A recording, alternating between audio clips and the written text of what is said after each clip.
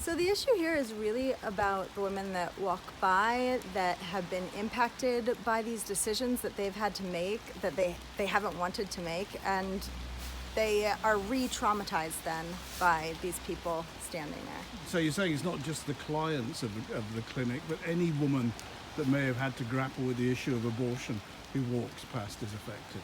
Absolutely. When you look at trauma responses in any person, men and women, you know that if you see anything that would remind you of that experience, you re-experience that trauma.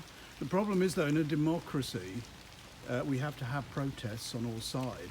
So if you move this protest up the road, women will still see it, won't they? Absolutely. And they could do this protest or do this within their own church. They have the right to have their own opinions. However, putting it on other people when they can really do damage in the community it's not a good thing.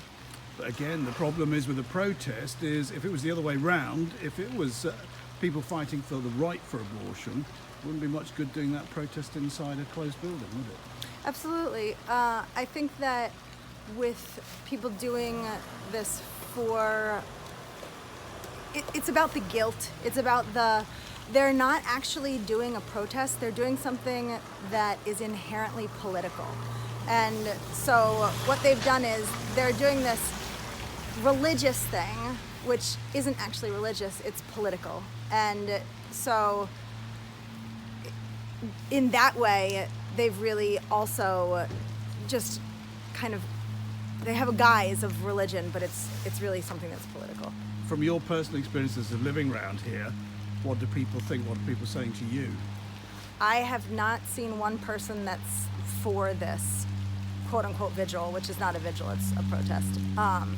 None of the women or men that I live around have thought that it's a good idea or beneficial to our community. And in fact, we've all really banded together to try to do some counter protesting so that they'll be able to know.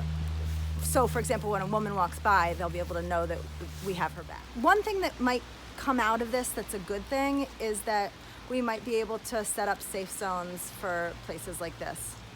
To stop this happening, yeah. Yeah. But as I said, it still moves it somewhere else, doesn't it? It does move it somewhere else. I think having both things there would elicit a bigger trauma response from a woman that's had to go through this, though.